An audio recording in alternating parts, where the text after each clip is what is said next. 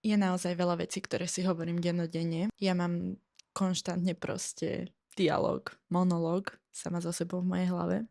Nehanbím sa za to. Sú 3 veci, ktoré si skoro každý deň v nejakej situácii poviem a naozaj mi pomáhajú. Prvá taká myšlienka alebo prvá taká vec: action cures anxiety, čo v preklade znamená nejaká činnosť alebo nejaká akcia doslova lieči vašu úzkosť. Ak vás niečo trápi, musíte sa pohnúť. Musíte niečo spraviť preto, aby ste sa cítili lepšie. Je veľmi komfortný pocit niekedy sedieť a ľutovať sa. Ježiši Mária, ten život je taký nespravodlivý, mne nič nevychádza, mne nič nejde, ja mám hrozný život a popri tom nerobiť nič, čo vás z toho celého dostane.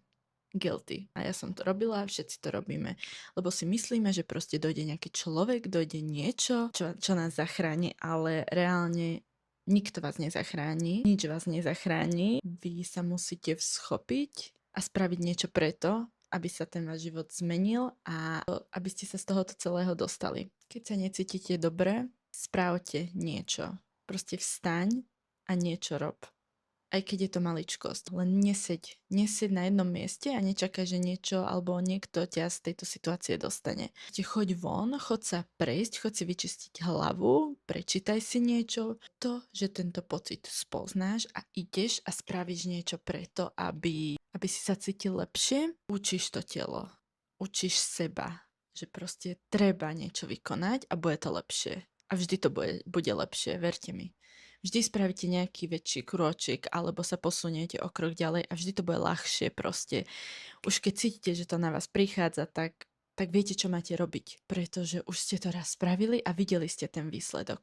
Nesedíme na riti, robíme niečo pre seba. Ja sa veľakrát zobúcam so skosťou. Veľakrát. Aj keď už mám svoju takú tú rutinu, ktorá mi pomáha sa dať celkom do pohody, ale veľakrát som taká, že na mňa tá úzkosť ide, aj keď naozaj nie je žiaden dôvod mať tú úzkosť. A viem, že čo pre mňa funguje. Ja nevravím, že vás prejde úzkosť na celý život a nikdy viac nebudete tú úzkosť mať, ale veľmi vám to pomôže k tomu, aby ste sa cítili lepšie počas dňa.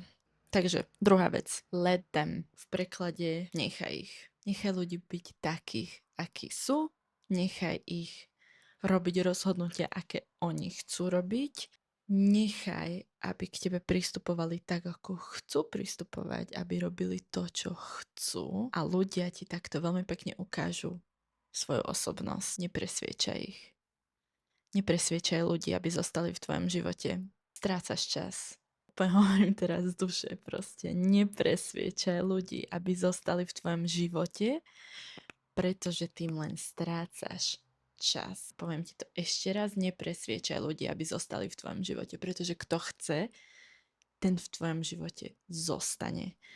A ešte dôležitejšie, kto má zostať v tvojom živote, ten v tvojom živote zostane. Má ti niečo dať, má ťa niečo naučiť, má tvoj život obohatiť, alebo ti ukázať niečo, naučiť ťa niečo. Nemusí to byť vždy niečo dobré, ten v tom živote zostane. Naopak, kto má odísť a cíti, že ten človek sa od teba ťahá preč, alebo že proste energeticky si nesedíte. Veľakrát som mala takých kamarátov, sme sa stretli, pokecali sme, cítiš to.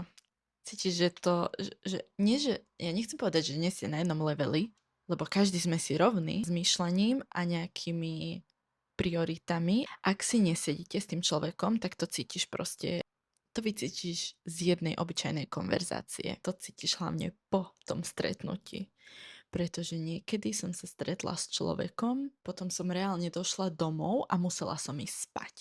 Baterky vybité úplne, že? A bola som arogantná, bola som vystresovaná a tvoje telo vie, že kto v tvojom živote má zostať a kto nie. Ale to som trošku odbočila. A hlavne nenechajte nikoho vám povedať 2-krát, že vás vo svojom živote nechce mať.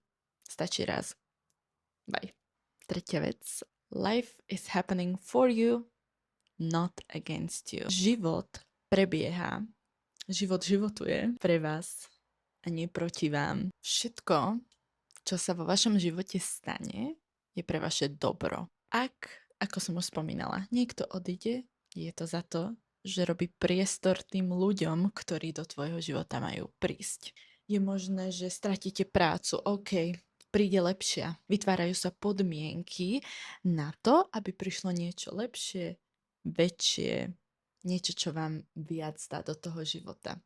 Keď si tieto tri frázy alebo myšlienky zapamätáte, tak som si istá, že vás posunú vopred a že vaše myslenie sa zmení, pretože mne sa zmenilo enormne za posledný rok a tieto tri veci sú tie veci, ktoré si opakujem naozaj až dennodenne. Ak už len jeden človek si z tohto videa niečo zobral, tak budem moc rada. Ja by som vedela ešte tuto jepovať, kecať, moc, veľmi dlho.